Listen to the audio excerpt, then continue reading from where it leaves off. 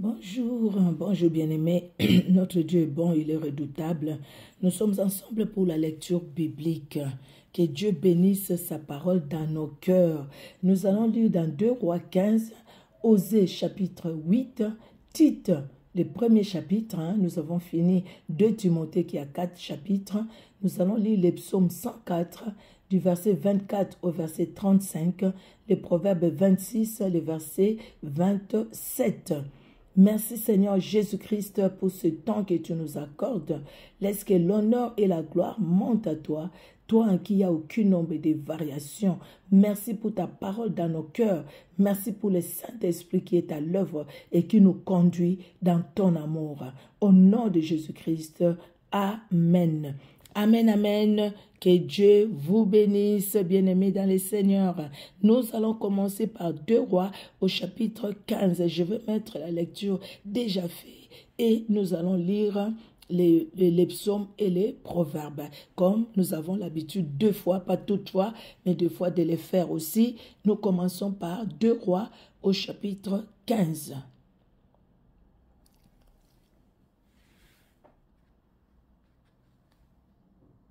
La 27e année de Jéroboam, roi d'Israël, Azaria, fils d'Amathia, roi de Juda, régna.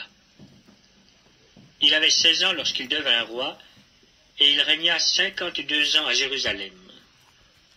Sa mère s'appelait Jécolia de Jérusalem.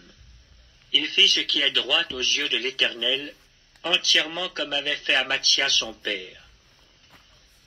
Seulement les hauts lieux ne disparurent point. Le peuple offrait encore des sacrifices et des parfums sur les hauts lieux. L'Éternel frappa le roi, qui fut lépreux jusqu'au jour de sa mort, et demeura dans une maison écartée. Et Jotham, fils du roi, était à la tête de la maison, et jugeait le peuple du pays. Le reste des actions d'Azaria, et tout ce qu'il a fait, cela n'est-il pas écrit dans le livre des chroniques des rois de Juda? Azaria se coucha avec ses pères, et on l'enterra avec ses pères dans la ville de David, et Jotham, son fils, régna à sa place.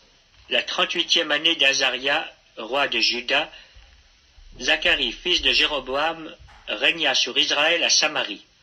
Il régna 6 mois. Il fit ce qui est mal aux yeux de l'Éternel, comme avaient fait ses pères. Il ne se détourna point des péchés de Jéroboam, fils de Nébat, qui avait fait pécher Israël. Shaloum, fils de Jabesh, conspira contre lui, le frappa devant le peuple, et le fit mourir. Et il régna à sa place. Le reste des actions de Zacharie, cela est écrit dans le livre des chroniques des rois d'Israël. Ainsi s'accomplit ce que l'Éternel avait déclaré à Jéhu, en disant, tes fils, jusqu'à la 4e génération, seront assis sur le trône d'Israël. Shaloum, fils de Jabesh, régna la 39e année d'Ozias, roi de Juda. Il régna pendant 1 mois à Samarie. Menahem, fils de Gadi, monta de Tirtsa et vint à Samarie, frappa dans Samarie Shaloum, fils de Jabesh, et le fit mourir, et il régna à sa place. Le reste des actions de Shaloum et la conspiration qu'il forma, cela est écrit dans le livre des chroniques des rois d'Israël. Alors Menahem frappa Tiphza et tous ceux qui y étaient avec son territoire depuis Tirtsa. Il la frappa parce qu'elle n'avait pas ouvert ses portes, et il fendit le ventre de toutes les femmes enceintes. La 39e année d'Azaria, roi de Juda, Menahem, fils de Gadi, régna sur Israël. Il régna 10 ans à Samarie. Il fit ce qui est mal aux yeux de l'Éternel. Il ne se détourna point, tant qu'il vécut, des péchés de Jéroboam, fils de Nébat, qui avait fait pécher Israël. Pul, roi d'Assyrie, vint dans le pays, et Menahem donna à Pul 1000 talents d'argent pour qu'il l'aidât à affermir la royauté entre ses mains. Menahem leva cet argent sur tous ceux d'Israël qui avaient de la richesse, afin de le donner au roi d'Assyrie. Il les taxa chacun à 50 cycles d'argent. Le roi d'Assyrie s'en retourna, et il ne s'arrêta pas alors dans le pays. Le reste des actions de Menahem et tout ce qu'il a fait, cela n'est-il pas écrit dans le livre des chroniques des rois d'Israël? Menahem se coucha avec ses pères, et Pékachia, son fils, régna à sa place. La 50e année d'Azaria, roi de Juda, Pékachia, fils de Menahem, régna sur Israël à Samarie. Il régna 2 ans. Il fit ce qui est mal aux yeux de l'Éternel.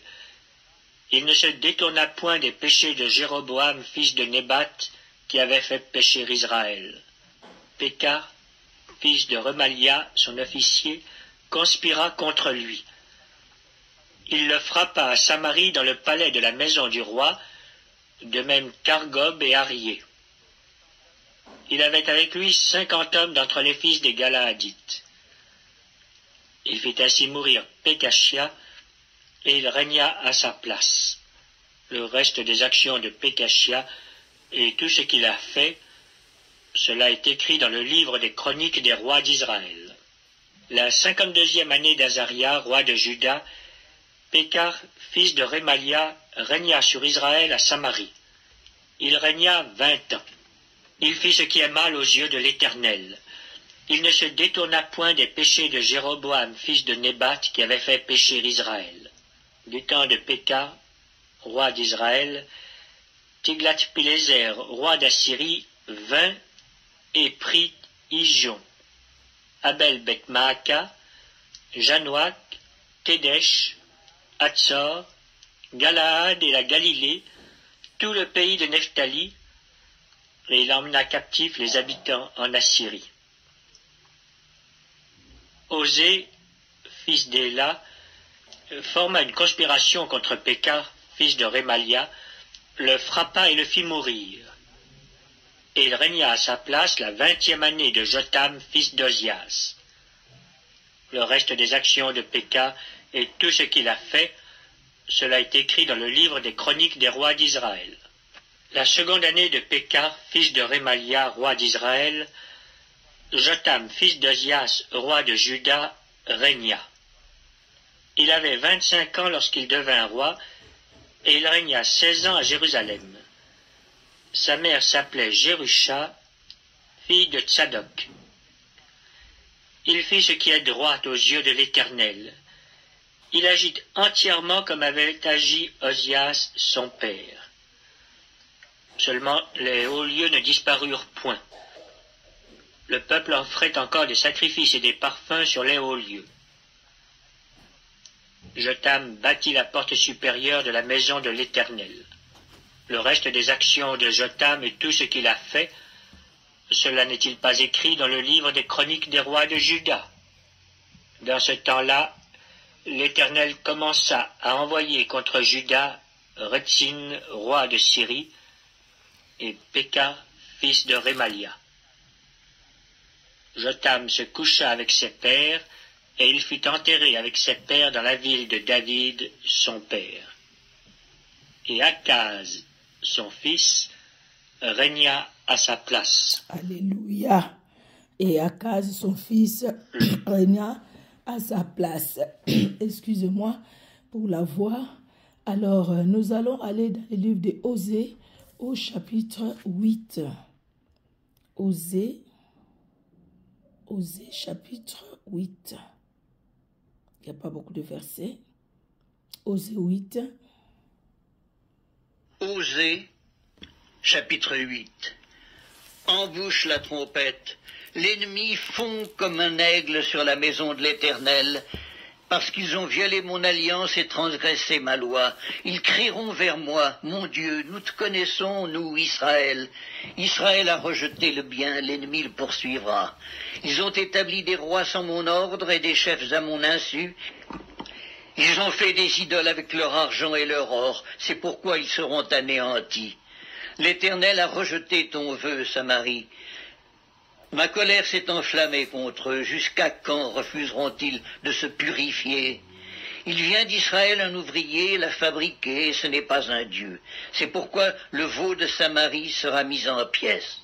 Puisqu'ils ont semé du vent, ils moissonneront la tempête. Ils n'auront pas un épi de blé, ce qui poussera ne donnera point de farine, et s'il y en avait, des étrangers la dévoreraient. Israël est anéanti. Ils sont maintenant parmi les nations comme un vase qui n'a pas de prix, car ils sont allés en Assyrie comme un âne sauvage qui se tient à l'écart. Éphraïm a fait des présents pour avoir des amis. Quand même, ils font des présents parmi les nations. Je vais maintenant les rassembler, et bientôt ils souffriront sous le fardeau du roi des princes. Éphraïm a multiplié les autels pour pécher, et ces autels l'ont fait tomber dans le péché. Que j'écrive pour lui toutes les ordonnances de ma loi, elles sont regardées comme quelque chose d'étranger. Ils immolent des victimes qu'ils m'offrent, et ils en mangent la chair. L'Éternel n'y prend point de plaisir. Maintenant l'Éternel se souvient de leur iniquité, et il punira leur péché. Ils retourneront en Égypte. Israël a oublié celui qui l'a fait et a bâti des palais, et Juda a multiplié les villes fortes. Mais j'enverrai le feu dans leurs villes, et il dévorera les palais. Alléluia. Vraiment, Dieu nous appelle vraiment à la repentance. Hein. Vous voyez, les péchés ne restent pas impunis si on ne se répand pas. Dieu nous aime, c'est pourquoi il nous parle, afin que nous puissions changer, comme il a interpellé aussi Israël. Alléluia, nous allons dans le livre des Tites, le premier chapitre, nous sommes dans le Nouveau Testament, livre des Tites, le premier chapitre, c'est pas long aussi, il y a 16 versets. Épître de Paul à Tite, chapitre 1er. Paul, serviteur de Dieu et apôtre de Jésus-Christ pour la foi des élus de Dieu et la connaissance de la vérité qui est selon la piété, lesquels reposent sur l'espérance de la vie éternelle, promise dès les plus anciens temps par le Dieu qui ne ment point, et qui a manifesté sa parole en son temps, par la prédication qui m'a été confiée d'après l'ordre de Dieu notre Sauveur. À Tite, mon enfant légitime en notre commune foi, que la grâce et la paix te soient données de la part de Dieu le Père et de Jésus-Christ notre Sauveur. Je t'ai laissé en Crète, afin que tu mettes en ordre ce qui reste à régler, et que, selon mes instructions, tu établisses des anciens dans chaque ville. S'il s'y trouve quelque homme irréprochable, mari d'une seule femme, ayant des enfants fidèles, qui ne soit ni accusé de débauche, ni rebelle. Car il faut que l'évêque soit irréprochable, comme économe de Dieu, qu'il ne soit ni arrogant, ni colère, ni abonné au vin, ni violent, ni porté à un gain déshonnête, mais qu'il soit hospitalier, ami des gens de bien, modéré, juste, saint, tempérant, attaché à la vraie parole, telle qu'elle a été enseignée, afin d'être capable d'exhorter selon la saine doctrine et de réfuter les contradicteurs. Il y a en effet, surtout parmi les circoncis, beaucoup de gens rebelles, de vains discoureurs et de séducteurs, auxquels il faut fermer la bouche. Ils bouleversent des familles entières, enseignant pour un gain honteux ce qu'on ne doit pas enseigner. L'un d'entre eux, leur propre prophète, a dit « Crée-toi, toujours menteur, méchante bête, ventre paresseux ». Ce témoignage est vrai. C'est pourquoi reprends-les sévèrement, afin qu'ils aient une foi saine, et qu'ils ne s'attachent pas à des fables judaïques et à des commandements d'hommes qui se détournent de la vérité. Tout est pur pour ceux qui sont purs. Mais rien n'est pur pour ceux qui sont souillés et incrédules. Leur intelligence et leur conscience sont souillées. Ils font profession de connaître Dieu, mais ils le renient par leurs œuvres, étant abominables, rebelles et incapables d'aucune bonne œuvre. Merci Seigneur Jésus-Christ qui nous parle vraiment dans son amour parce qu'il est Dieu.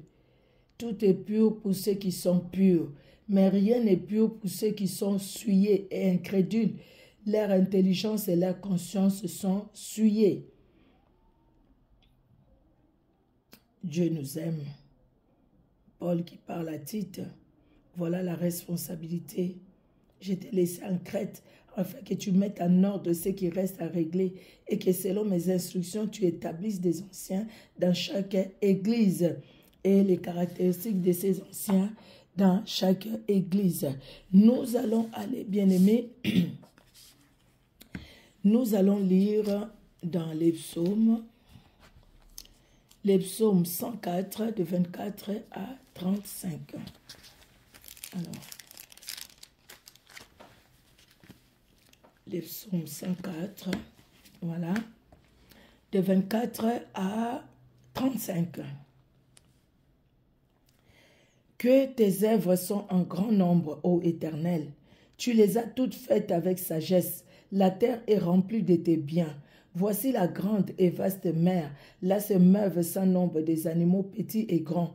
Là se promènent les navires et ces léviathans que tu as formés pour se jouer dans les flots. Tous ces animaux espèrent en toi pour que tu leur donnes la nourriture en son temps. Tu la leur donnes et ils la recueillent. Tu ouvres ta main et il sera saisi des biens. Tu caches ta face, ils sont tremblants. Tu leur retires le souffle, ils expirent et retournent dans leur poussière. Tu envoies ton souffle, ils sont créés et tu renouvelles la face de la terre. Que la gloire de l'Éternel subsiste à jamais. Que l'Éternel se réjouisse de ses œuvres. Il regarde la terre et elle tremble. Il touche les montagnes et elles sont fumantes. Je chanterai l'Éternel tant que je vivrai.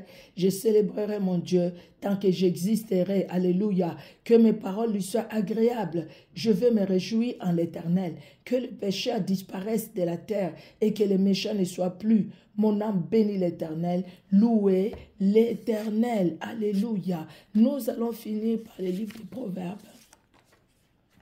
26 et le verset 27. Celui qui creuse une fosse, il tombe. Et la pierre revient sur celui qui l'a roulé. Celui qui creuse une fosse, la tombe lui-même. Tu creuses une fosse pour moi, tu vas tomber toi-même. Tu vas tomber dans ta fosse que tu as creusée. La pierre revient sur celui qui l'a roulé. Tu roules la pierre vers les gens qui sont tranquilles, les gens qui aiment Dieu, les gens qui craignent Dieu. Sache que la pierre va retourner sur toi-même. C'est la Bible qui le dit. Nous disons Amen, Amen. Merci Seigneur Jésus. Merci pour ce temps de prière. Bénisse ta parole dans nos cœurs. Au nom puissant de Jésus-Christ. Amen. Que Dieu vous bénisse et vos familles.